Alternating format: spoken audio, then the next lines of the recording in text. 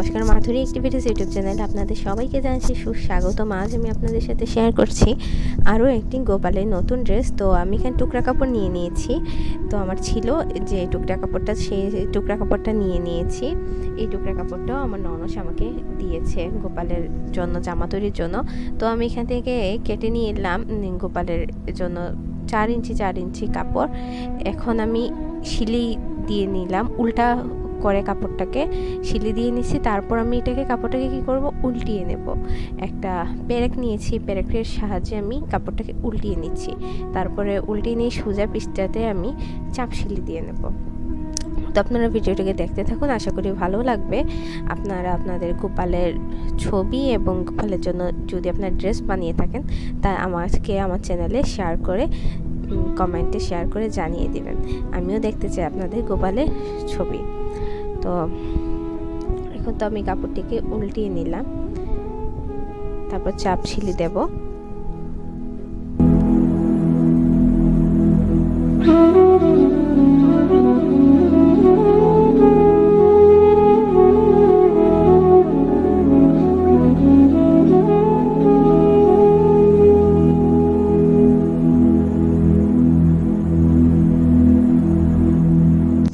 তো আমার চাপ সিলি দেওয়া শেষ। আমি এখন এমনিতে একটি মাপ নিয়ে এটাকে সম্মান করে সিলিয়ে নিচ্ছি গোপালের জামা তৈরি করে, যে জামাটা সেটা তৈরির জন্য। তারপর আমি স্কার্টটা তৈরি করব।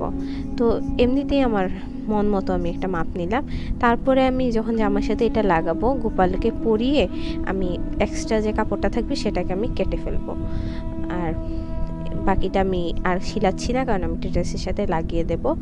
এখন আমি গোপালের জন্য যে নিচের যে স্কার্টটা সেটা বানাবো, তার জন্য আমি সাইডগুলো জামাটা সিলিয়ে নিচ্ছি, না হলে এখান থেকে আবার সুতা উঠবে। আর গোপালকে খসখস করলে গোপালের পরতে অসুবিধা হবে। তার জন্য আমি সাইডগুলো সিলিয়ে নিচ্ছি যেন সুতা না উঠে। তারপর আমি কুচি দিয়ে এটাকে আমি সিলিয়ে নেব, জামাটাকে শর্ট করে নেব।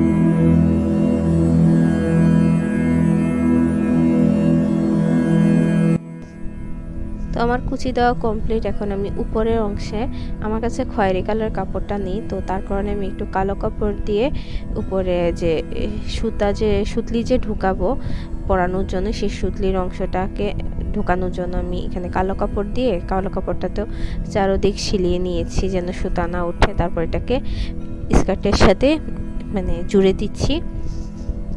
আর এইটা আসলে আমি কারণেই করছি, খয়েরি কালার কাপড়টা ছিল, কিন্তু এটা যেহেতু একটু খসখসে, গোপালের মসৃণ কোনো কাপড় হলে ভালো হবে, না হলে কোমরের দিকটা গোপালের চুলকাবে। তো তার জন্য আমি এখানে কালো কাপড়টা, সুতি একটু কালো কাপড় নিয়েছি, যার মাধ্যমে আমি উপরে সাইডটাকে সিলিয়ে দিচ্ছি, যেন মেরে দিলাম সিলিয়ে, যেন গোপালের খসখস না করে, না চুলকায়। তারপর আমি কালো কাপড়টার মধ্যে দিয়ে আমি আপনার সুতলি ঢুকিয়ে নেব। সুতলিটা আমি বানিয়ে রেখে দিয়েছি আগে, তো আপনারা তো হয়তো সুতলি বানাতে পারেনি। তো দেখুন আমি কিভাবে কালো কাপড়টা এখানে জুড়ে দিয়েছি। তারপর সুতলিটা ঢুকিয়ে দেব। তারপর আগে যে জামাটা বানিয়েছিলাম সেই জামাটাকে আমি স্কার্টের সাথে লাগিয়ে দেব। তারপর গোপালকে পরানোর পরে যদি এক্সট্রা কিছু দেখি, তখন আমি এটাকে যে কাপড়টা, জামাটার যে কাপড়টা থাকবে সেটা আমি কেটে ফেলবো, তো প্রবলেম হবে না। তো আপনারা জানাবেন আমার গোপালকে এই জামাটা পরার পরে কেমন লাগছে, এবং আমার মিষ্টি গোপালকে আপনারা দেখে আপনাদের কেমন লাগলো আমার গোপালকে আপনারা জানাবেন, এবং ভিডিওটিকে দেখে কেমন লাগলো এবং কি শিখতে পারলেন তা অবশ্যই কমেন্ট করে জানাবেন। এবং আমার চ্যানেলে নতুন হলে আমার চ্যানেলটিকে সাবস্ক্রাইব করে রাখবেন এবং ভুল ত্রুটি ক্ষমাসুলভ দৃষ্টিতে দেখবেন। নমস্কার।